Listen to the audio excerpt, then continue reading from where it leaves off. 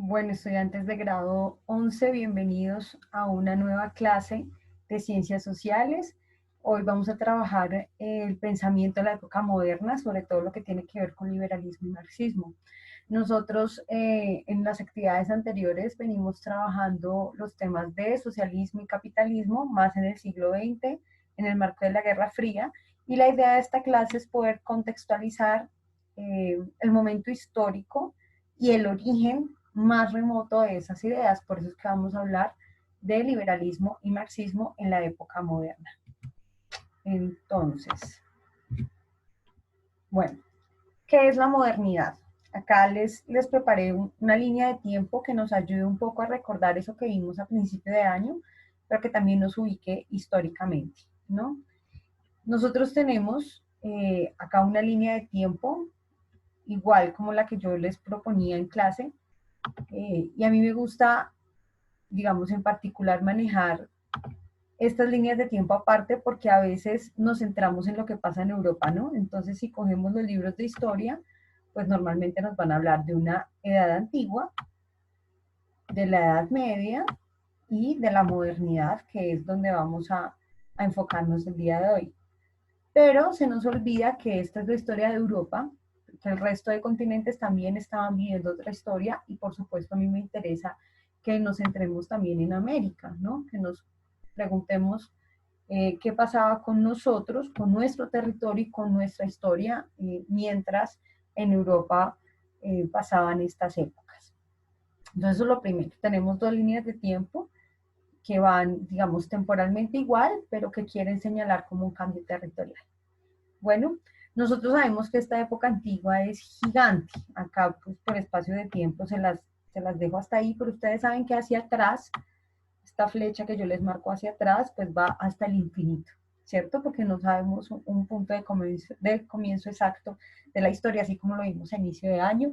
De aquí hacia atrás, por lo menos, pueden haber quizá más de 4.000 años desde los orígenes de la civilización misma. Entonces, bueno, ahí lo que hay es historia, pero digamos que nos vamos a centrar en la historia más bien reciente, ¿cierto? Entonces, en la historia reciente que pasa, nosotros tenemos un momento cero, a partir del cual los historiadores cuentan el tiempo hacia atrás y hacia adelante. Es decir, que nosotros en este momento estamos 2020 años después de este punto cero que marcó ese comienzo de la historia para los historiadores occidentales, y que ustedes saben que ese momento pues está dado por el nacimiento de Cristo, ¿cierto? Entonces a partir de ese momento contamos hacia atrás, antes de Cristo, y hacia adelante, después de Cristo. Eso ustedes ya lo saben de sobra, simplemente les estoy repasando. ¿Listo?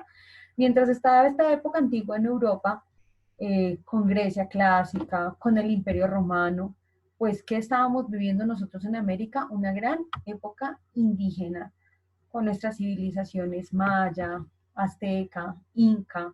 ¿Mm? Muy bien. Recuerden que esta edad antigua va a terminar en el siglo V con la caída del Imperio Romano, y ahí empezamos a hablar de una época de la Edad Media, lo que media o lo que está en la mitad de una época antigua y lo que nosotros llamamos modernidad, caracterizado por el auge de la Iglesia Católica como principales ideas, la organización social feudalista, el feudalismo, todo lo que ustedes vieron en grado séptimo, las cruzadas. Bueno, mientras Europa vivía esta época de castillos, cruzadas, caballeros, nosotros en América que vivíamos de nuevo, pues nuestra época indígena. ¿Por qué? Porque acá en el siglo XV, 1492, más exactamente, ya nuestras historias se van a cruzar, ¿cierto? Antes de este punto, que yo lo llamo el choque América-Europa, pero que muchas personas lo van a llamar el descubrimiento de América, nombre que no me gusta para nada. Antes de ese punto, pues América tenía su historia, Europa tenía su historia, y digamos que no nos conocíamos, no sabíamos de la existencia los unos de los otros, por lo tanto esa historia es separada. Mientras que a partir de este choque de culturas, pues ya vamos a tener una historia común, ¿cierto? Por eso es que en nuestra línea de tiempo, lo que está antes del choque América-Europa, yo se los tengo aparte, y ya después viene una historia compartida, una historia común, pues porque ya tenemos ese encuentro. Bueno, les aclaro porque a mí el tema de descubrimiento no me gusta, no me gusta porque cuando nosotros hablamos que descubrimos algo, casi que se parte de la superioridad de quien descubre, ¿no? Por un lado, como una falsa superioridad de, los europeos nos descubrieron, entonces como si tuviéramos que tener un cierto agradecimiento a Europa por descubrirnos, y eso no fue así, por un lado, y por otra parte, porque también hablar de un descubrimiento significa muchas veces pensar que antes de que algo se ha descubierto, pues no había nada, o que las cosas existen desde que fueron descubiertas. Y no es cierto. Antes que los europeos llegaran a nuestro territorio, nosotros tenemos historia, tenemos vida, tenemos aprendizajes, tenemos civilizaciones. Entonces, a veces siento que ese término descubrimiento oculta esa historia que nosotros tenemos antes de la llegada de los europeos. Por eso es que yo prefiero hablar de el choque, ¿cierto? Que lo que hubo en 1492 fue un choque cultural, porque tampoco fue pacífico, de hecho fue muy violento, un choque cultural entre América y Europa. Bueno, a partir de ese choque cultural entre América y Europa, 1492, insisto, vamos a tener una época compartida, ¿cierto? Y aquí va el punto que quiero centralizar el día de hoy. La pregunta es, ¿qué es la modernidad? Y en términos estrictos, la modernidad viene a ser este periodo histórico que se da a partir del siglo XV o a partir del mal llamado descubrimiento de América y también a partir del Renacimiento, ¿cierto? En Europa. Y estas ideas de la modernidad que se van a dar en Europa, pues van a tener un impacto en todo el mundo. Nosotros, ¿qué estábamos viviendo? Pues después de la conquista de los españoles, ellos se establecen y nos tienen a nosotros como colonias, nosotros como colonias de, en particular en nuestro territorio colombiano, como colonia de la corona española, ¿cierto? Entonces nosotros vamos a tener aquí una época colonial. Y estas ideas de la modernidad que tienen que ver con la libertad individual, que tienen que ver con los derechos, pues todas estas ideas cuando llegan a nosotros en esa época colonial, son las ideas también que van a ayudar a nuestros procesos de independencia, a nuestros procesos de independencia que se van a dar en el siglo XIX. Y por eso es que a partir del siglo XIX nosotros ya no vamos a hablar de una época colonial, sino que vamos a hablar de una época republicana, es decir, nosotros en América construimos repúblicas independientes, países independientes. Colombia, ¿desde cuándo es Colombia como república independiente? Pues desde 1810, consolidada la independencia en 1819. Es decir, solo llevamos 2 siglos, 200 años. Fíjense, en términos históricos, pues poco tiempo construyendo esto que nosotros llamamos una república independiente colombiana, ¿no? Yo siempre hago énfasis en esto como para que nos ubiquemos en los retos que tenemos generacionales. Hombre, en Colombia muchas cosas no son perfectas, no funcionan, pues fíjese que hasta ahora tenemos 2 siglos, no es más, construyendo de forma independiente un Estado colombiano, y por eso el reto nuestro como ciudadanos es ayudar a construir ese Estado, ayudar a que las cosas funcionen bien, entender nuestra historia también pues para poder transformarla, ¿no? No para entender que eso es una cosa eterna, sino para transformarla. Bueno, entonces eso respecto a América. Ahora centrémonos un poquito en Europa. Esa modernidad, que quiero de nuevo que tengan bien claro ese concepto, que no piensen que la modernidad es algo que es como del último siglo, sino realmente modernidad hablamos desde el siglo XV, pues tiene varios momentos, ¿no? En el siglo XV, justamente con la coincidencia de los europeos y su mirada frente a América, también vamos a tener el Renacimiento. El Renacimiento es clave entenderlo porque su mismo nombre lo dice, hay que hacer renacer algo. ¿Y qué era lo que se quería hacer renacer? Voy a poner aquí una R como para acordarnos el Renacimiento. ¿Qué era lo que había que hacer renacer? Pues las ideas de la Edad Antigua. Las ideas de la Edad Antigua que de alguna manera habían quedado ocultas por la Edad Media. ¿Y qué ideas de la Edad Antigua? Pues toda la filosofía, todo lo que ustedes seguramente estudiaron en filosofía, como la filosofía de los griegos clásica, Aristóteles, Sócrates, Platón, todas estas ideas donde el hombre es el centro del pensamiento y no Dios necesariamente, sino el ser humano, es lo que se intenta hacer renacer aquí en la modernidad. Ese renacimiento, el hombre como centro de todo, pues va a tener unos impactos en la política, en la sociedad, en la cultura, en el arte, ¿sí? Todo el arte renacentista. Entonces ahí empieza a marcar los inicios de la modernidad, y la modernidad, insisto, pues va a tener ese momento en el siglo XV, va a tener un momento también de ilustración en el siglo XVIII. Acá más adelante vamos a tener la ilustración.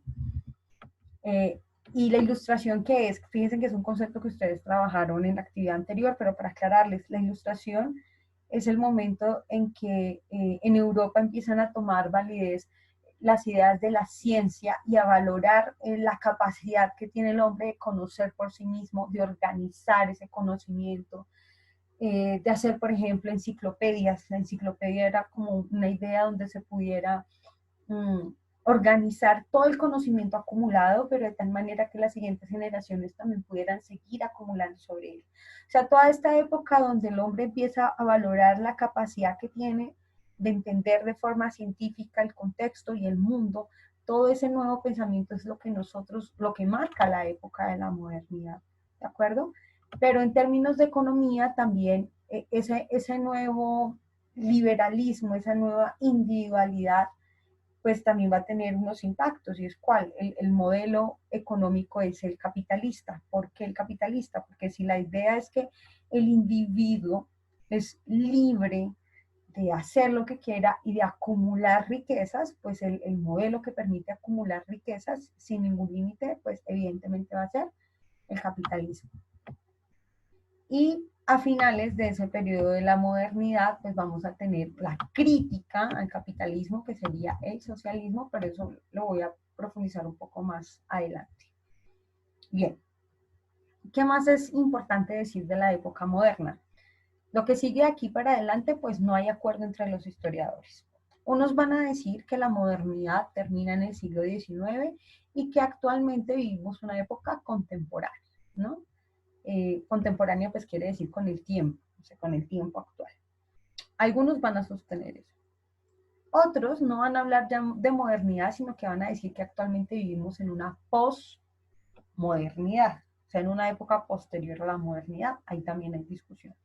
Otros creen que la modernidad no ha terminado y que todavía, digamos, como paradigma del conocimiento, no se han superado el pensamiento que ha surgido desde la modernidad, y por lo tanto, pues no hemos salido eh, de la esencia de lo que nos dejó como humanidad la modernidad. Entonces, de ahí para adelante ya depende como la interpretación que cada uno le dé, ¿cierto? Bueno, yo les coloqué además en esta línea de tiempo general para ubicarnos, pues me tomé el atrevimiento de escribir acá en el siglo XXI COVID-19. Sin duda alguna, pues este es un hecho que está marcando la historia, y está marcando la historia de la humanidad, con seguridad que en unos años quienes estén dando clase de historia van a tener que nombrar el año 2020 como la epidemia que paralizó al mundo. Y bueno, vamos a ver qué pasa de aquí en adelante, ¿no? Vamos a ver si a partir de esta pandemia los paradigmas clásicos de la modernidad se reafirman o cambian, si el sistema capitalista se mantiene o lo modificamos, si la riqueza en el mundo se va a repartir mejor o no, si los países subdesarrollados van a continuar en ese subdesarrollo o va a haber una lógica de transformación. Digamos que acá lo que tenemos hacia adelante, por supuesto, es una gran incógnita. No sabemos qué va a pasar. Pero lo interesante de estudiar historia es justamente entender cuál es el contexto que nos lleva a lo que estamos hoy en día, ¿cierto? Para entender las características de lo que nos pasa y poder tomar decisiones. No hay nada más horrible que tomar decisiones pensando que el mundo nació ayer y no entender absolutamente nada de lo que ha pasado antes.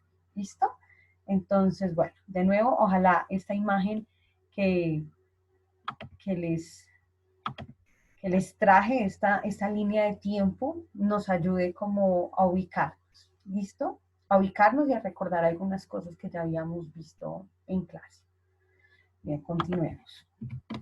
Entonces, ¿qué ideologías predominantes hay en esta modernidad? Pues son dos. el liberalismo, y les pongo primero el liberalismo porque es primero en el tiempo, ¿de acuerdo? Entonces, con el surgimiento de la modernidad se fortalecen las ideas del liberalismo que están basadas en la individualidad, el individuo como un ser importante y con el valor fundamental de la libertad. Esa libertad individual, como les decía, ¿qué genera como sistema económico? Pues el capitalismo, que está basado en la acumulación de riqueza, que el individuo pueda acumular riquezas. Eso hasta la época moderna. Y pasemos al otro lado y ya les completo el cuadro. Como respuesta a ese capitalismo hay una crítica. ¿Y cuál es la crítica a ese capitalismo? Pues las ideas de Karl Marx o de Carlos Marx. Karl Marx es un teórico del siglo XIX, pero pues sus ideas se van a poner en práctica sobre todo en el siglo XX. ¿Cuál va a ser la crítica que va a tener el marxismo? La crítica fundamental es, mientras que se permita esa oportunidad de acumular riqueza sin límite, inevitablemente hay personas que se van a quedar pobres. Inevitablemente hay personas que se van a quedar por fuera porque la riqueza y los recursos son limitados. Entre más una persona acumule, eso lo que hace es que otras personas pues no puedan acumular, ¿de acuerdo? Y entonces Karl Marx va a proponer que la idea central para pensar ya no debería ser la libertad necesariamente, sino la igualdad. Y para pensar la igualdad, pues no se puede permitir que todo el mundo acumule como quiera, sino que hay que regularlo. Esa regulación de la acumulación individual, pues yo les estoy dando como a grandes rasgos, ¿no? La idea, pero esa regulación que habría que hacer nos llevaría del sistema capitalista a un sistema socialista. O sea, el socialismo lo que pretende es que no haya una acumulación infinita de la riqueza, sino que más bien se piense en cómo repartir de forma más igualitaria esa riqueza, ¿cierto? Entonces, hasta aquí lo que nosotros podríamos hablar, digamos, de la época moderna. Esas son las ideas a grandes rasgos. Esas ideas, pues, también tienen sus transformaciones y sus evoluciones. Por el lado del capitalismo, modernamente se habla de neoliberalismo. Neo. Cuando nosotros hablamos de algo que es neo, hablamos que es nuevo. Entonces, neoliberalismo es ¿qué? Recoger las ideas del liberalismo clásico, ¿cierto? Y adaptarlas como el mundo contemporáneo. Es el neoliberalismo en América Latina con que se ha identificado. Se ha identificado con la privatización de todo lo que es público. Por ejemplo, privatizar la educación, privatizar la salud. ¿Por qué privatizar es importante para el régimen del neoliberalismo? Porque si de lo que se trata es que la riqueza se acumule, ¿cierto? Que las personas tengan la libertad de acumular riqueza, pues no puede haber nada que ponga trabas o impedimentos a esa acumulación de riqueza. Y si de la salud se permite acumular riqueza, pues se debe privatizar. Y si la educación como negocio funciona y hay personas que pueden acumular esa riqueza, pues se debe permitir hacerlo, por un lado.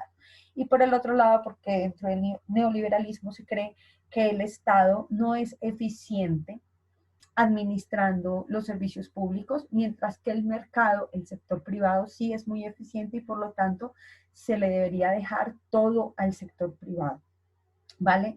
Por eso a veces cuando ustedes ven en noticias que se quiere vender una empresa pública, de fondo tenemos un debate ideológico de este tipo, ¿no? Como el neoliberalismo diciendo privaticen y unas posturas más cercanas al socialismo diciendo no, no se privatice, el Estado debe debe mantener el control de los servicios públicos. Bueno, el comunismo como teoría, porque esto es teoría, Carlos Marx creía que el socialismo era la primera etapa de transformación a la sociedad y que la etapa ideal donde el ser humano fuera libre, donde viviera con lo justo, donde no tuviera que trabajar por obligación, sino por placer, porque finalmente todo estaba garantizado. Ese estado ideal es lo que se llamaría comunismo. O sea, comunismo es una idea teórica. ¿Por qué les digo que teórica, chicos? Porque digamos, los estados que intentaron seguir esta línea de socialismo, comunismo, digamos que llegaron hasta el socialismo. Pensemos en la Unión Soviética, que ustedes lo estudiaron muy bien en Guerra Fría, pensemos en Cuba, pensemos en Corea del Norte. Realmente llegaron hasta aquí, socialismo, pero este ideal, en teoría, que se llamaba comunismo, pues todavía sigue siendo eso, un ideal teórico. ¿Listo? Ese ideal teórico, pero que no se llegó hasta ahí. Esos son como los fundamentos de las ideas. Ustedes mejor que nadie saben qué pasó con estas ideas durante la Guerra Fría, ¿no? Un bloque capitalista liderado por Estados Unidos, un bloque socialista liderado por la Unión Soviética. Eso ya lo han estudiado de sobra, entonces no hay que repetirlo. Okay. ¿Cuál es el debate ideológico entonces? De hecho, en el video que ustedes vieron la clase pasada, él explicaba como muy claro esto. Hay una idea que entre dos valores que a veces parecen causar tensión. Por un lado, el valor de la libertad y por un otro lado, el valor de la igualdad. ¿Por qué se cree que hay tensión? Muchas personas consideran que respetar la libertad individual, digamos, sin ningún límite, va en contraposición a la igualdad. Entonces, era un poco lo que les decía anteriormente. Si los recursos del mundo y si la riqueza en algún momento es ilimitada, dar libertad para que alguien acumule sin ningún límite, automáticamente genera que existan personas que no tengan mucho. Yo a veces les explico esto como imaginémonos que estamos en el salón de clase. Imaginémonos que llega la caja de refrigerio y supongamos que esa caja de refrigerio es la riqueza que llega y que nuestro salón fuera el mundo.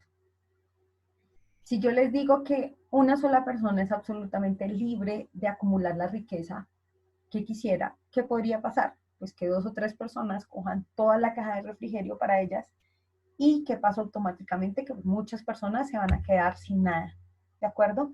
Eso sería un poco, pues un ejemplo simple, pero trato de ser lo más gráfica posible para explicarlo. Eso sería un poco como pensar que las ideas de libertad son ilimitadas, que no hay que poner ningún control. Por el lado de la igualdad o de la igualdad absoluta, se cree lo contrario. Supongamos en ese mismo ejemplo que llega la riqueza al salón y supongamos que yo hago las funciones de Estado. Y yo, señor Estado, le digo a cada persona que tiene derecho únicamente a un refrigerio y que no puede acumular más de un refrigerio y que se reparte por igual y punto. Entonces alguien podría decirme, pero profesora, mire que yo tengo más méritos, que yo quiero acumular más riqueza y yo como Estado, en una visión, digamos, de comunismo ideal, le diría, yo sé todo eso, pero no, usted no puede acumular más porque la riqueza hay que repartirla por igual. Entonces, por eso es que se cree a veces que la libertad y la igualdad son como dos valores a los que quiere llegar el ser humano, pero que crean como tensiones y contradicciones entre ellos, ¿cierto? Finalmente, un sistema político de cada estado que pretende, bueno, pongamos los extremos, como para que nos quede claro. ¿Qué sería una libertad sin ningún límite? O sea, como que todo el mundo puede acumular lo que quiera y nadie tiene que regular nada. Serían dos cosas, neoliberalismo y capitalismo, que en el contexto que estamos hablando, pues vendrían a significar básicamente lo mismo. Entonces, un capitalismo salvaje, extremo, o un neoliberalismo tranza, diría eso. Aquí hay que dejar libertad del mercado, que la mano invisible del mercado regule lo que sea, que el Estado no se meta. Mientras que una igualdad extrema, como a todo el mundo le tiene que corresponder exactamente lo mismo, o mejor aún, como lo sostenían desde los libros del socialismo, y es a cada quien según sus necesidades y de cada cual según sus posibilidades. Esa era como la máxima que se manejaba en ese sistema. Entonces, cuando nosotros hablamos de ese sistema, estaríamos hablando de un socialismo o de un comunismo. ¿Listo? Entonces allá en sus apuntes, en sus cuadernos, que eso les quede bien claro. Esos son como los dos extremos, ¿sí ven? Ustedes en política. Y acá yo les dejé otros términos como para que pudiéramos relacionar. Normalmente cuando ustedes dicen, es que es la derecha no quiere, la derecha hace, la derecha dice.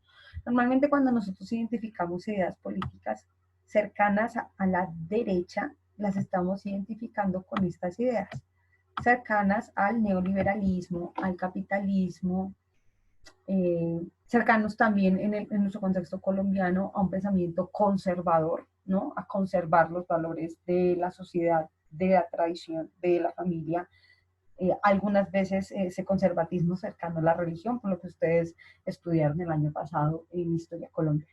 Eso es lo que tiene que ver con la derecha. Estas ideas más cercanas como a un ideal de igualdad y repartición de riqueza muchas veces se identifica más con el pensamiento político de izquierda. ¿Bien?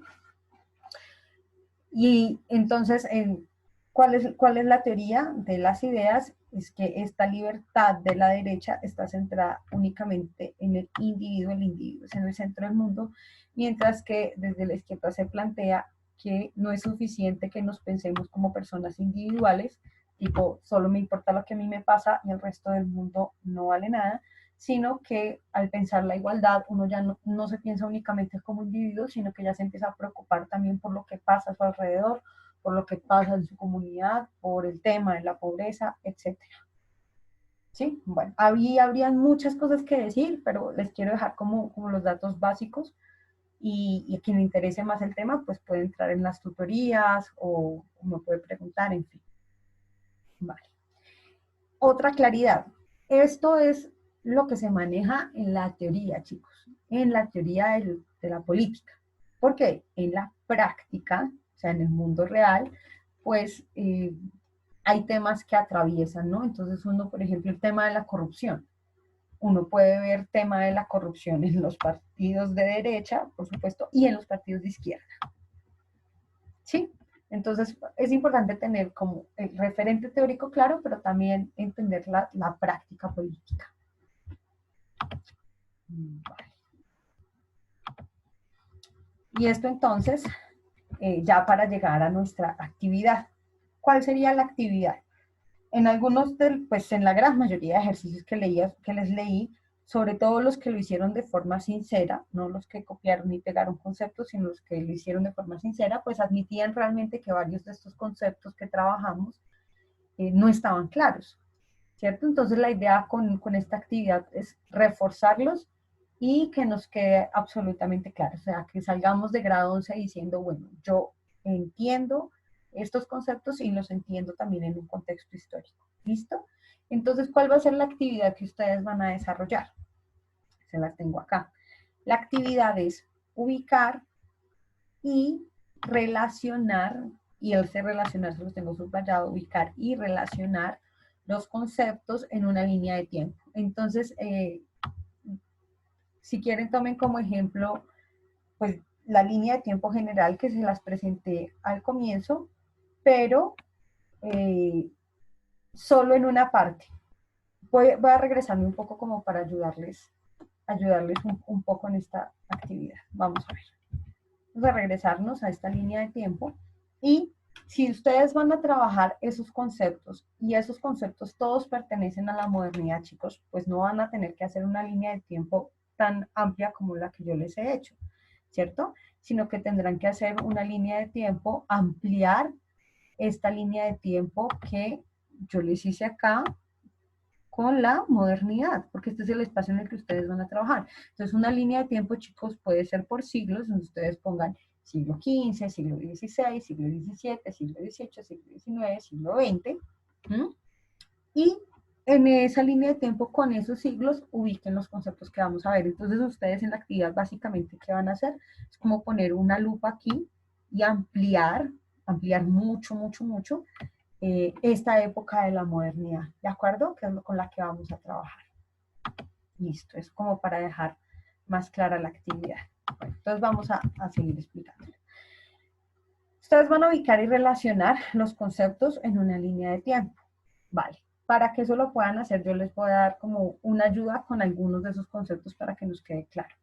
Fíjense, los conceptos que yo les tengo en rojo, todos están relacionados. ¿Por qué? Porque son categorías que propuso Carlos Marx. Entonces, Carlos Marx nos propone la categoría de socialismo como fase anterior al comunismo. Nos dice también que hay unas clases sociales y que en la lucha de esas clases sociales es donde se da la historia. Esas clases sociales es el proletariado por un lado y la burguesía por el otro, ¿cierto? La burguesía es la dueña de los medios de producción. ¿Cómo así que es la dueña de los medios de producción? Pensemos en una fábrica. La burguesía son los dueños de la fábrica, de las materias primas, mientras que el proletariado, que es la otra clase social, únicamente tiene su fuerza de trabajo. O sea, son los trabajadores rasos, que en una relación económica no pueden llegar diciendo, ah, yo soy dueño de esta mina, yo soy dueño de esta empresa. Yo soy dueño únicamente, pueden decir ellos, de mi fuerza de trabajo. Y en esa relación entre la burguesía y el proletariado, en esa relación de explotación, es donde se produce el capitalismo. ¿Por qué la teoría de Carlos Marx fue tan interesante? Porque él lo que va a decir es, el capitalismo no es un sistema romántico de acumulación de capital, el capitalismo lo que es un sistema de explotación. ¿Y por qué un sistema de explotación? Seguimos explicando conceptos. Porque en esa relación contradictoria entre la burguesía y el proletariado se produce una plusvalía. ¿Qué es la plusvalía?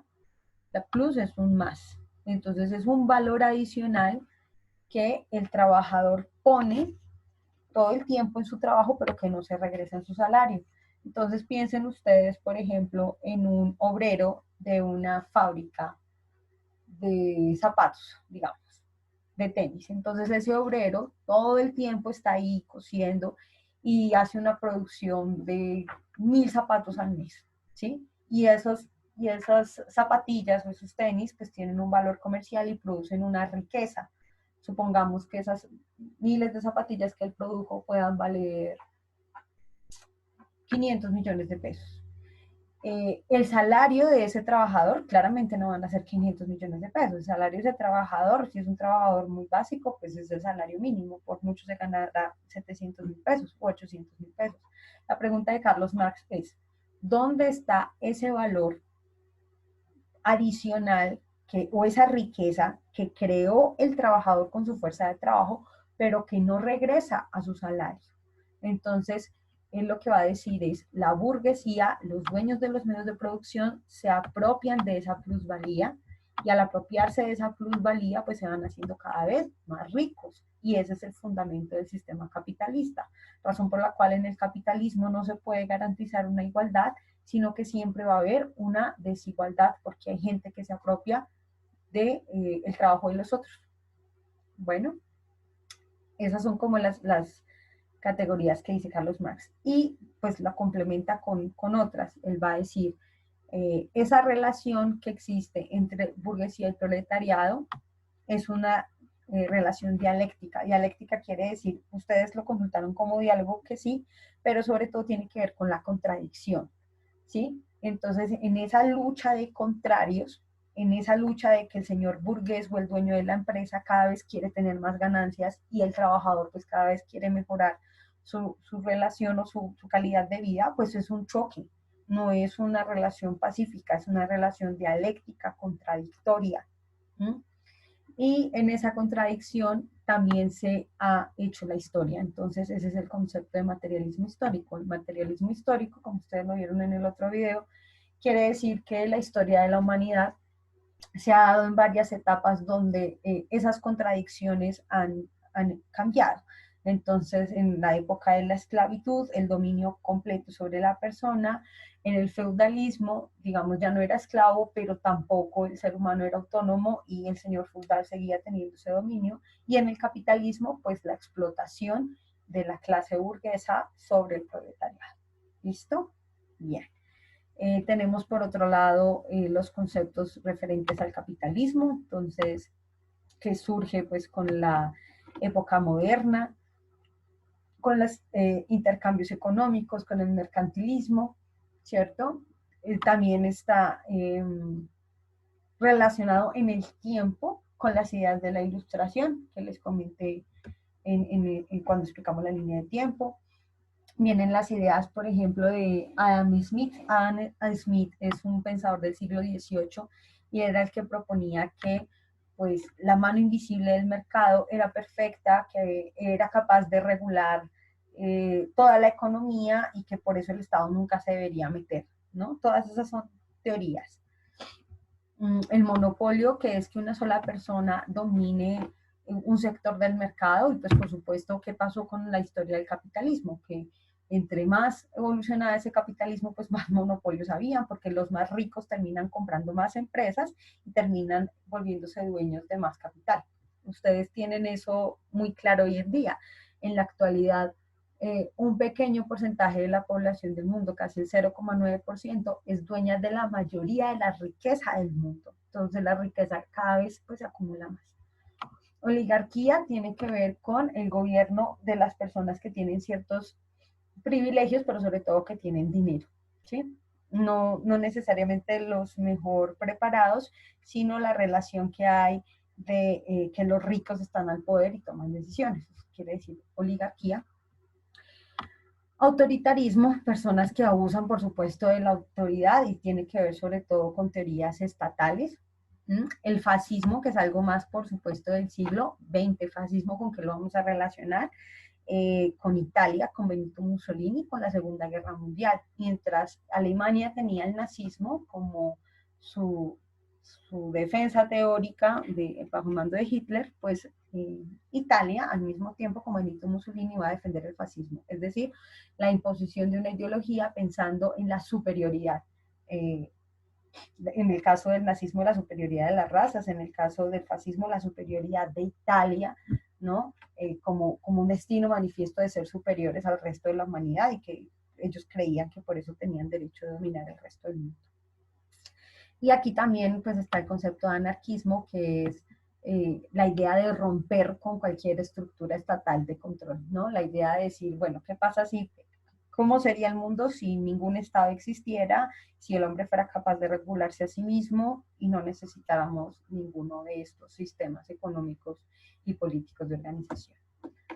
Entonces, ya con esas ideas, chicos, pues ustedes van a organizar y a relacionar los conceptos en la línea de tiempo. ¿Por qué les puse que relacionar? Porque no es suficiente con que ustedes cojan la línea de tiempo y le pongan un siglo a cada concepto y lo pongan y ya, sino que vamos, el objetivo de esta actividad es que estos conceptos nos queden claros. Entonces, recojan lo que ustedes hicieron la actividad pasada, que tienen una fuente de información valiosísima, ¿sí? Y elaboren una línea de tiempo, pero al lado de cada concepto, o relaciónenlo con otro, o pónganle palabras claves, o pónganle un dibujo, o pónganle algo que finalmente ustedes les permita relacionar y aclarar esos conceptos. O sea, yo que voy a calificar que usted me demuestre que esos conceptos le quedaron claros, ¿sí? Y en la actividad pasada ustedes me dieron unas ideas previas, ahora simplemente ustedes van a poner esas ideas dentro de un contexto histórico de acuerdo a lo que hemos explicado en esta clase. Básicamente sería eso, ¿listo? La actividad pasada les sirve también como base para crear su línea de tiempo y adicional a esta clase les voy a dejar un video cortico sobre modernidad que también les pueda ayudar con el contexto histórico. Bueno, entonces es eso, chicos. Muchas gracias. Que sigan trabajando juiciosos, mucho ánimo. Ya vamos bien avanzados en el camino, entonces no hay que desistir, sino que hay que persistir y trabajar. Yo tengo asesorías disponibles para quienes quieran profundizar en los temas, por correo dependiendo de todas las dudas que tengan, entonces mucho ánimo y seguimos en contacto. Bueno, un saludo a todos.